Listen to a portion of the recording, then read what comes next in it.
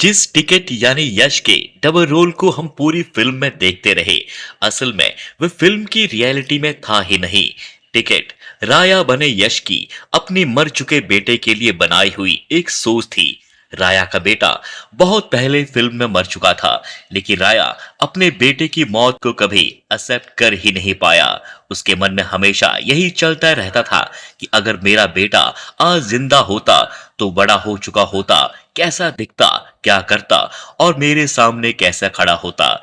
इसी सोच में राया ने अपने बेटे का एक बड़ा रूप अपने दिमाग में बना लिया था। यानी कि पूरी फिल्म में हम टिकट को एक अलग इंसान समझकर देखते रहे, लेकिन असल में वो राया की इमेजिनेशन, उसकी याद और उसके गिल्ट का हिस्सा था। इसलिए टिकट राया से बात करता था, उससे लड़ता था, उससे नफरत करता था और कई बार राया की जिंदगी में ऐसी चीजें करता जिन्हें देखकर हमें लगता कि टिकट सच में फिल्म में मौजूद है।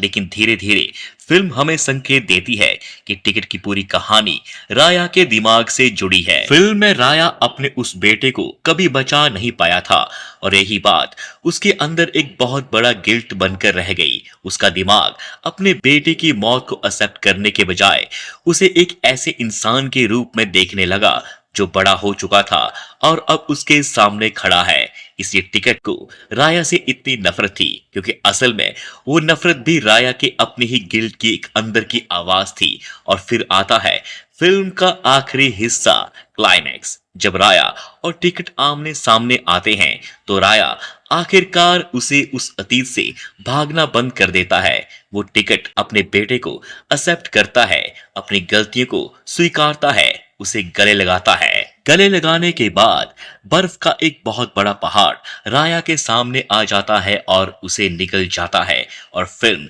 यहीं खत्म हो जाती है। लेकिन इमोशनल लेवल पर राया की कहानी यहीं पूरी हो जाती है, क्योंकि जिस बेटे की मौत को वह इतने सालों से एक्सेप्ट नहीं कर पा रहा था, आखिर में उसने उसी बेटे को अपने अंदर एक्सेप्ट कर लिया। फिल्म की एंडिंग को अगर एक लाइन में समझा जाए तो फिल्म में टिकट कोई दूसरा इंसान था ही नहीं।